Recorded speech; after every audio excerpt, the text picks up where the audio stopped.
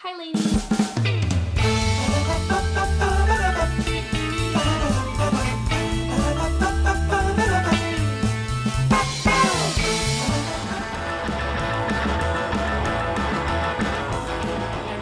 Good morning everybody. It is Monday and I am back with another cup of coffee to share with you guys. I have my coffee. I decided to start this morning out with a kiss. A kiss. It was so lame. So everybody knows that the best kiss shared is a kiss full of coffee breath. Oh yeah. I have had quite the week. I am pretty wore out. I had to drag myself out of bed this morning. I was out late shooting with a local photographer and his wife with the most beautiful Buick in the world. I can't wait to share the photos with you guys. But we were out till midnight, I think, talking about life and about photography and about modeling and about personal life and about our kids and just all that fun stuff. And then I got home and I got in bed and I couldn't sleep because I have a lot going on in my head, and I just kind of felt just, you know, when you can't turn your brain off. You know, you get in bed and you close your eyes but your brain just will not shut up because something's stressing you out or you're upset about something or whatever it is. That was kind of my night. But this week has been quite the week for me. I hope that your guys' weeks have been going well. I started out this week planning my youngest birthday party. He just turned 1 and we're going to be having his birthday out at my big brother's house this Sunday, and it's going to be so much fun. It's going to be farm themed. There's going to be a lot of cute things where I'm planning games for them, and because my niece and my nephew and my oldest Ben will be there. But we are getting ready for that. I even made him a banner. Here's a little fun tidbit about my family. I made him a banner and it has his little face on it, and you could personalize it to say happy birthday, whatever your kid's name is. And I sat there for like 20 minutes trying to figure out what name to put on this banner, because Charlie, which is his name, it's not Charles, it's just Charlie. Charlie Walker is his name. And I was like, well, we call him so many things. Charlie, Chunkers, Chunky Monk, Binks, Bink Bink, Schmoopy. Like, there's a million names. And I was like, what do I call him? Char Char Binks. I could put that on there. Started calling him Char Char Binks, like Jar Jar Binks.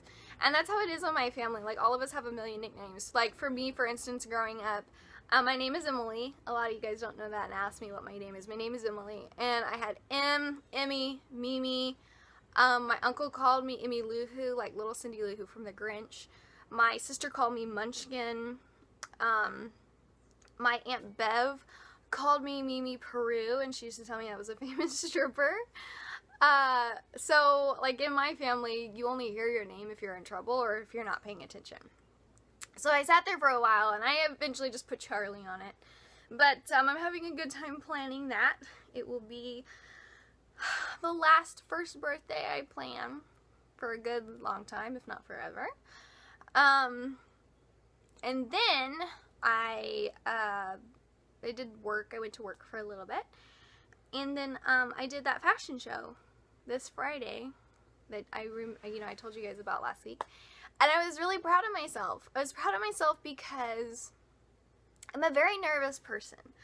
I struggle with a little bit of anxiety. I'm nervous. And my entire life I've always been the one to stand on the sidelines and observe. I've never got in on the action because I let my fear and my nerves get the best of me. And this past year, due to so many changes in my life, and I know you guys are probably all wondering, what changes? What happened? And I'll tell you someday, I promise. But today is not that day. Tomorrow won't be either. I decided to kind of harness that fear and just do it. You know, when Ashley told me about it, I immediately tried to find a cop-out for why I couldn't do it. And then I was standing in the shower thinking about it. And then I got in bed and I was thinking about it. And I was like, Emily, you have got to step outside your fear and just do it. You control your life. Get a hold of that emotion, turn it around, and use it for your advantage. So I did, and I accepted, and I went to the fashion show, and I was so nervous the night before, and I was nervous when I got there, but Ashley was with me, and I was like, she's so brave, and she's so confident, and she doesn't let any of that stop her, and I feel like I feed off that energy when I'm with Ashley. She helps me feel brave and strong. And we got there, and there was a lot of girls there, and they were all wonderful in their own right. But there was one little girl in particular that stuck out to me, and she, you could tell she was the nerves were just gravitating off of her. Like, you could tell she was nervous. But she was much younger than the rest of us. And she wasn't really talking to anybody. You know, you can tell she wasn't sure how to jump in to the whole modeling group dynamics of what was going on. So me being me, I immediately went over there and introduced myself, and I introduced Ashley, and I asked her what her name was, and I asked her how old she was, and I thought she was maybe 16, 17. Her mom was with her, so I knew she was underage, and she told me she was 13.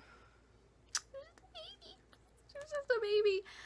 I could have never imagined doing something like that when I was that age, and I told her, I was like, oh, no problem. Like, as soon as she told me that, my nerves went out the window, and I immediately was focused more on making sure she was okay. And I just pulled her into the group, and me and Ashley joked with her and talked with her and made sure she felt a part of what was going on. And I let her know, you know, this was my first time doing this too, and I was scared. But that we were going to get through. We were going to have a good time, and we were going to make the best of it. It was going to be awesome, and we were going to have fun. And I also made sure that she got to walk last. And I was like, can she walk last so she can watch all of us go first? She did great. She did absolutely awesome. She made that first round, and then by that time she was just like, I got this. She changed her outfit. She was beautiful. I hope that she continues with it. But you know, I was proud of myself afterwards. I came, I saw, I conquered. And I did it. And I didn't die. And I didn't, you know, I think the worst part of the night, and it wasn't even the worst part because it didn't bother me or the other girls, it bothered the girl who said it, but one girl said, one of the waitresses at the event, this was at a country club, a guy that she was serving a drink to asked her why she wasn't modeling, and she said, because I'm too good for this. Okay, you be too good for it. I'm going to be fierce, and I'm going to handle business, and I will do it. I will be less good. Whatever makes you feel better, honey. Like, that was the only negative thing, I think, that came out of the night. And as you can see, that didn't affect anything either. Nobody rained on our parade. We came, we represented LA Sun and Sport the best that we could, and we had a good time. And I think that it all went really awesome. And the lesson of this story, are you ready for this? I think that all of us, I know I have my entire life, I think that we let our emotions control so much of our lives. Whether that emotion is fear or stress or anxiety or, you know, love is an emotion that we let control our lives in so many ways, both positive and negative, unfortunately, that we miss out on a lot. You know, we tend to let those emotions pull us in a direction that's maybe not as positive for us as it could be because we're scared or we're not willing to maybe fall. We're not willing to have it, you know, go poorly and learn from it. We rather just stay in that box than put ourselves out there and possibly have it not go as well as we want to. And I didn't let my emotions and my fear of what could happen take control of a good opportunity for me. You know, this taught me a lot about myself. It taught me that it's never as bad as we make it sometimes. You know, we try to make situations that make us feel uncomfortable look horrible. You know, like this situation, I tried to make it so bad, like, people are going to be watching me and I'm going to fall, and what if I might, like, trip or do this or do that, or what if people are looking at me and they're like, why is she here, and all this garbage that was not even, nobody did that, of course. I didn't fall. It wasn't that bad. Nothing is that bad. And even if things don't go as well as we want them to, there's always a lesson in it. You know, I've learned a lot of lessons this year, but I'm still breathing and I'm still moving forward, and I'm still trekking down that road, you know, that I'm supposed to be on, that's taking me to my final destination in my lifetime. And I think that's how it always is. That's how it is for all of us, right? You know, we have our little quirks and our things that make us nervous, but we have to rise above them. We have to take control of them. This is our life. And it's never as bad as it seems. And even the bad things teach us things about ourselves. And we get up and we brush ourselves off and we put our boots on and we keep going. We learn from each experience, good or bad, and we keep going. And this fashion show taught me a lot about myself. It taught me that I can be brave.